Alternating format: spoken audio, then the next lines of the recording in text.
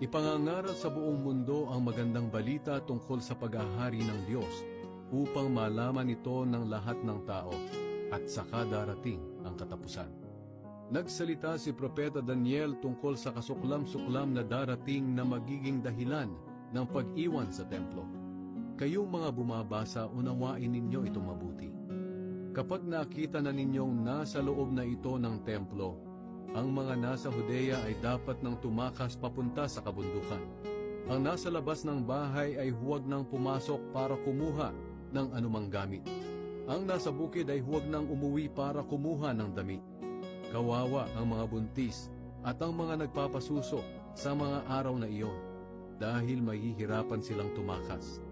Idalangin ninyo na ang pagtakas nyo ay hindi mataon sa taglamig o sa araw ng pamamahinga, sapagkat sa mga panahong iyon, makakaranas sa mga tao ng napakatinding kapighatian na hindi pa nararanasan mula ng likhain ang mundo hanggang ngayon, at wala nang mangyayari pang ganoon kahit kailan.